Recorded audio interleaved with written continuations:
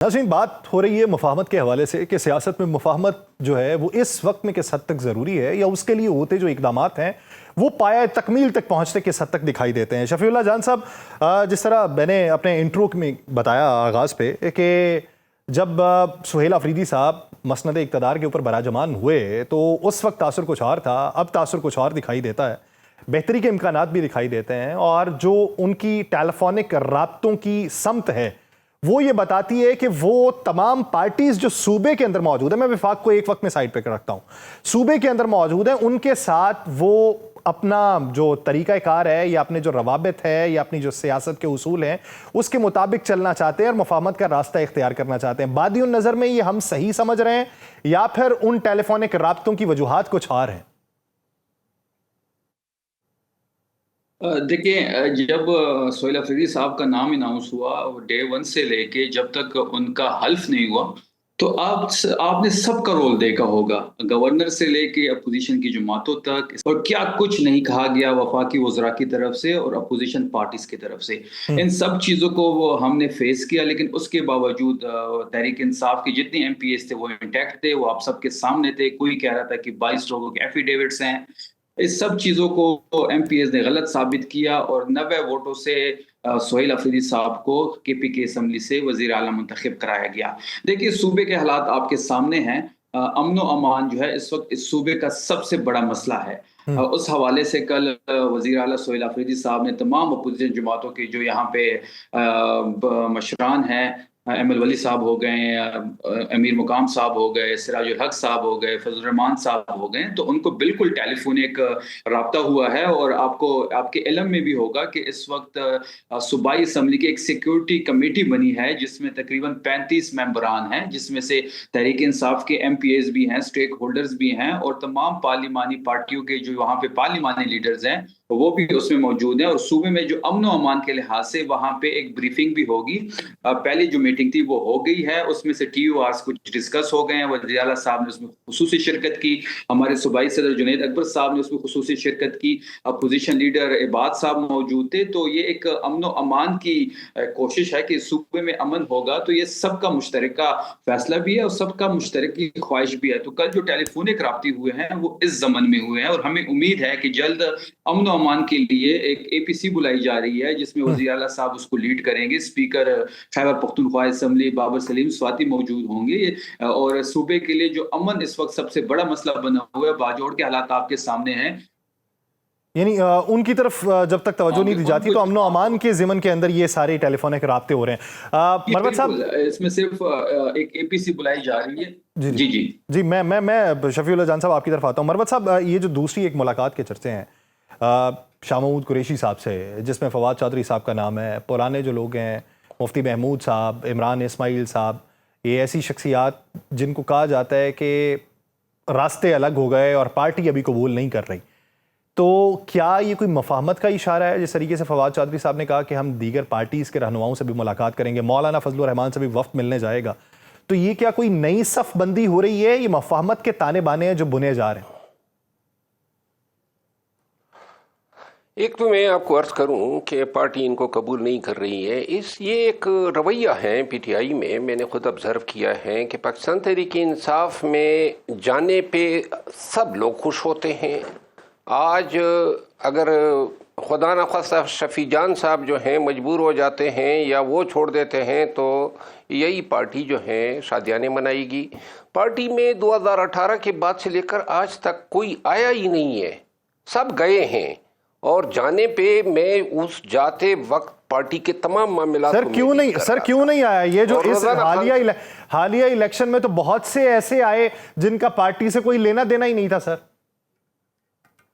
अब मेरा ख्याल नहीं है कि इलेक्शन के टाइम कोई आए, और अलबत्ता चंद ऐसे नायाब लोग थे जिनके लिए पार्टी में दरवाजे खोल दिए गए। सिफारिश और ये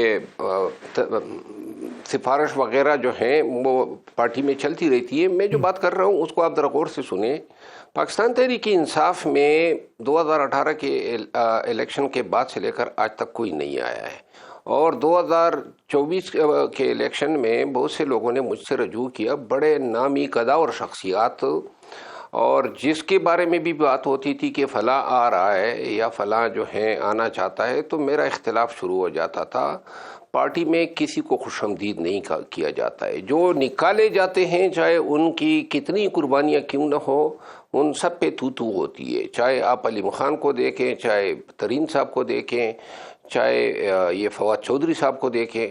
دیکھیں یہ ایک چیز تو ماننی ہوگی نا کہ 9 مئی کے بعد پاکستان تحریک انصاف کی جو پولیٹیکل مائنڈ تھا وہ تقریباً خالی کیا گیا اور ان تمام سیاسی لوگوں سے پارٹی چھڑوائی گئی جو سیاسی فیصلے کرتے تھے, فہم اور تدبر رکھتے تھے. یہ لوگ جب گئے ہیں شاہ محمود قریشی صاحب کے پاس تو میرا خیال ہے کہ ان کے پیچھے ان کی خواہش ہے کہ پارٹی میں دوبارہ آ جائے.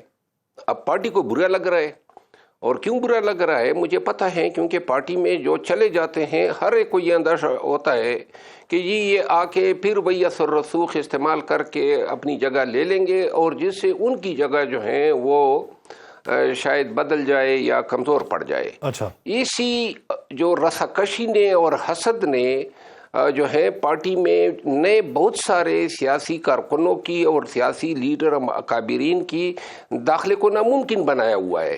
یہ تینوں گئے ہیں, میں کوئی تحریک نہیں دیکھ رہا ہوں کہ ان کی خواہش ہے کہ کوئی تحریک چلائے خان کے لیے, نہیں یہ وہ لوگ ہیں جو ٹکراؤ کی سیاست کرتے ہیں یا افہام و تفہیم کی بات کرتے ہیں, سیاسی تدبر کی بات کرتے ہیں. یہ شاید ایک خیر سگالی کے تحت گئے ہیں شاہ محمود قریشی صاحب کے پاس کہ جب شاہ محمود صاحب باہر آئیں گے تو جب پارٹی میں یہ فیصلے ہوں گے کہ کن کن کو واپس لیا جائے تو یہ وزٹ جو ہیں یہ اسی جذبے اور اسی امید تو مروت کے ساتھ. صاحب تو کیا آپ بھی اس قافلے کا حصہ ہوں گے؟ نہیں, میں تو بیسیکلی واپس جانا ہی نہیں چاہتا ہوں. میں تو ایسے میں تو جانا ہی نہیں چاہتا ہوں. انہوں نے 3 دفعہ نکال دیا, 4تھی دفعہ نکالنے کے لیے میں کیوں جاؤں؟ میں نے شفیع جان کو پتہ ہے اور پارٹی کے ہر کارکن کو پتہ ہے کہ اس وقت پہ میں نے پارٹی کے لیے خدمات انجام دی جس کا صلہ مجھے انہوں نے بار بار بے توقیری کر کے دیا. تو لہٰذا اب تو میں مطمئن ہو گیا ہوں, بالکل بڑا سیٹسفائیڈ ہوں اپنی موجودہ زندگی سے. اور اگر میں دوبارہ جاؤں گا بھی, دیکھیں وقت آئے گا, خان صاحب سے جو فیصلے کروائے گئے بدنیتی پر مبنی قصر پسر کے ذریعے, ان فیصلوں کے پیچھے یہی ہوتا ہے کہ جو بھی تھوڑا سیاسی خط کاٹ نکال لیتا ہے اس کو گرایا جاتا ہے, اور اگر اس سے پارٹی کو کوئی فائدہ ہوا ہے تو پارٹی کی آنے والے وہ شخصیات کو فائدہ ہوا ہے, پارٹی کو فائدہ نہیں ہوا ہے. شفیع اللہ جان صاحب کامنٹ کریں اس کے اوپر کہ کوئی بھی واپس آنا چاہے تو اندر موجود لوگ جو ہیں ان کو اپنا سٹیٹس کمپرومائز لگتا ہے. اور دوسری بات یہ کہ ابھی جو مفاہمت کے راستے پہ نکلے ہیں لوگ کچھ ماضی کے, یہ پارٹی میں کس حد تک آ سکتے ہیں یا ان کے لیے دروازے کھلے ہو سکتے ہیں؟ دیکھیے شیر افضل صاحب نے بڑی اچھی بات کی. شیر افضل صاحب کی قربانی ہے, 9 مئی کے بعد انہوں نے تحریک انصاف کی تحریک کو لیڈ کیا, اس میں کوئی دوسری رائے نہیں ہے. اور جس طرح پذیرائی جو ہے وہ شیر افضل صاحب کو ملتی تھی وہ اب سب کے سامنے ہے, اس میں کوئی دوسری رائے نہیں ہے کہ 9 مئی کے بعد بالکل شیر افضل صاحب نے اس تحریک کو زندہ رکھا. جہاں تک آپ دوسرے لوگوں کی بات کر رہے ہیں, لیکن دیکھیں ہمارا کارکن بھی اس وقت جو ہے وہ بڑا چارج ہے. لیکن دیکھیں جو 9 مئی کے بعد سخت حالات میں پارٹی چھوڑ کے گئے, جن سے پریس کانفرنس کرائی گئی, جو ایک پریس کانفرنس کے ذریعے یا 2-3 دنوں کی جیل گزار کے پارٹی چھوڑی, تو بالکل اس کے لیے ہماری جو پارٹی ورکر ہے وہ بڑی ہارڈ لائن رکھتے ہیں ان کے لیے, اس میں کوئی شک نہیں ہے. آپ دیکھیں, آپ شیر افضل صاحب کی مثال آپ کے سامنے ہے, انہوں نے بڑے سخت وقت گزارا, انہوں نے 1-2 راتیں پہاڑوں میں کی, یہ مجھے پتہ ہے, ہر کارکن کو پتہ ہے. اب وہ لوگ جو ایک دن کی جیل گزار کے آرام سے بیڈ روم میں بیٹھ کے پورا ایک پروسیس گزر گیا ہے, اب جب حالات تھوڑے بہت بہتر ہو گئے ہیں تو ابھی ان کی واپسی بڑی مشکل ہے.